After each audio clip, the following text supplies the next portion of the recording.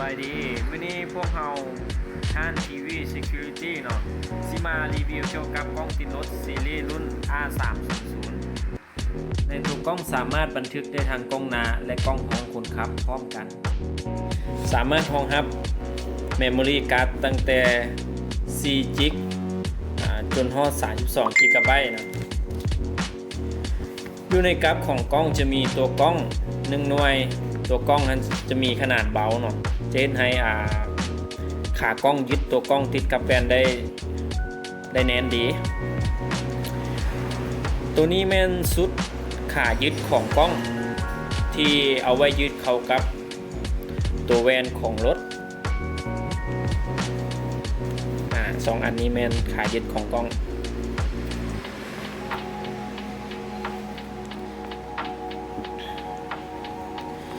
ส่วนตัวนี้แม่นอะแดปเตอร์เนาะที่เอาไว้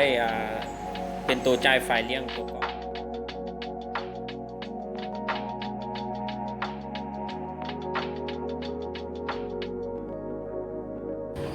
ตัวกล้องมันจะออกมาแบบนี้นี่เราจะมาติดใส่ตัวแก้วแวนรถวันนี้เราจะมาเลือกมุมที่ติดตั้งกล้องเนาะการที่เขาจะเลือกมุมเขาต้องเบิ่งมุมที่ว่าเหมาะสมคือกลางเครื่องของรถของแบนหน้ารถเขาเลยเนาะแล้วมุมมันจะอยู่ประมาณนี้คือการที่เขาเลือกมุมประมาณนี้ก็คือว่ามันจะบูบังสายตาคือคนขับรถเนาะมันจะบูเฮ็ดให้เกะกะในการขับรถทั้งหลายวันนี้วิธีติดตั้งก็คือเขาจะสังเกตเห็นตัวยึดแบนนี้แต่ตัวนี้นิ่มตัวนี้เข้าไปในแน่นแบบนี้แล้วมันจะมีตัวนี้ขาล็อกมันตัวนี้เอาล็อกตัวนี้ขึ้นไปมันจะมีเสียงดังแต๊กตัวนี้แสดงว่าตัวกล้องยึดแน่นละคือรถเขามันจะมีตัวบอลมาบนตัวของยางตัวนี้เอาดึงตัวนี้ออกมาแล้วเอาตัวนี้มาเปลี่ยนใส่แทนไปแบบนี้เวลาเขาซุปถ้าแม่นรถเขาติดอยู่หรือว่าเขาเปิดกระแจไว้อยู่ไฟสดสีแดงนี้สถานะตัวนี้มันจะเป็นสีแดงขึ้นมาปกติการเดินสายของพวกเราจะบริเวณแบบนี้เนาะพวกเราจะเดินไปตามขอบของรถเนาะเราจะเชื่อมสายไปตามขอบของตัวรถขึ้นมาขานี้แล้วขึ้นมานี้มานี้แล้วจึงลงมาหานี้อันตัวนี้เราสาธิตให้ลูกค้าเบิ่งซื้อว่าการติดตั้งของกล้องติดรถนั่นน่ะมันเป็นยังไงเนาะลูกค้าสามารถเอาไปติดตั้งแบบเราได้เลย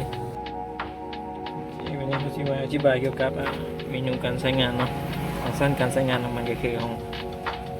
ปกติมันจะมีปุ่มเรคคอร์ดนี่เนาะเรคคอร์ดนี้เราต้องกดปุ่มโอเคก่อนเพื่อให้ปุ่มเรคคอร์ดหายไปกันเพราะฉะนั้นเราจะไม่สามารถเข้าไปเมนูได้ปุ่มเรคคอร์ดจะหายไปแล้วเราสามารถกดเข้าเมนูได้เลยวันนี้เรามาตั้งพวกเวลาเนาะtime setup นี่เนาะtime setupคือตั้งเวลาของกล้องให้มันถือตามเวลาของเขาเข้าไปไหมตัวนี้แล้วกดโอเคโอเคตัวนี้เราสามารถปรับตัวนี้กดโอเคอีกมันจะเลื่อนมาเนาะกดโอเคมันจะเลื่อนมาตามนี่นิวทิวเลย3เนาะ13โอเคกดโอเคอีกอันนี้ตัวนี้เป็นเวลาตัวนี้เวลาจากโมงตัวนี้เวลา11 โมง11 โมง 5 นาทีกดโอเคไปเอาเซตเวลาเรียบร้อยแล้วตัวเสียงนี่เราสามารถปิดได้หรือว่าโบอยากปิดก็ได้ตัวที่บีบนี่มันตัวปิดเสียง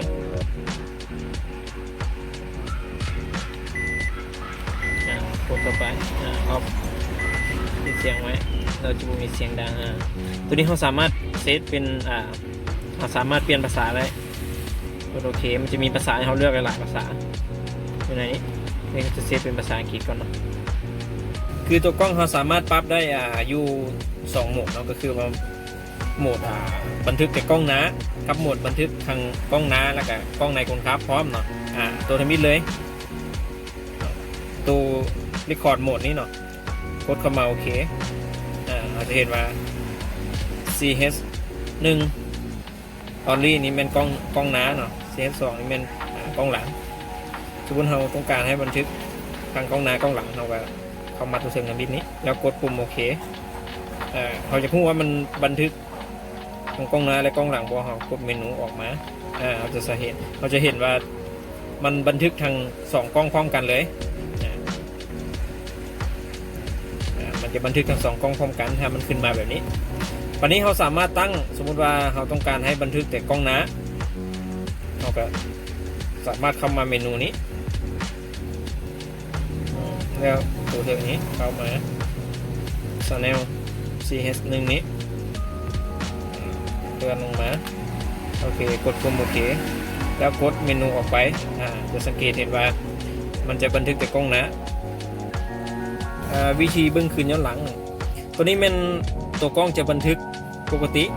เราสังเกตบ้างว่ามันจะมีตัวเม็ดสีแดงอยู่แค่นี้กดปุ่มโอเคแล้วกดโหมดหลังจากกดโหมดแล้วมันจะโหลดเข้ามาฟังก์ชันเบื้องคืนย้อนหลังเนี่ยสามารถมาเช็คได้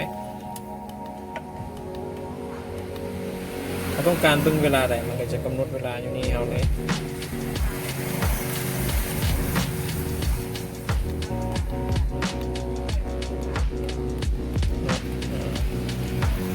อันนี้จะเลื่อนปุ่มบางทีนี้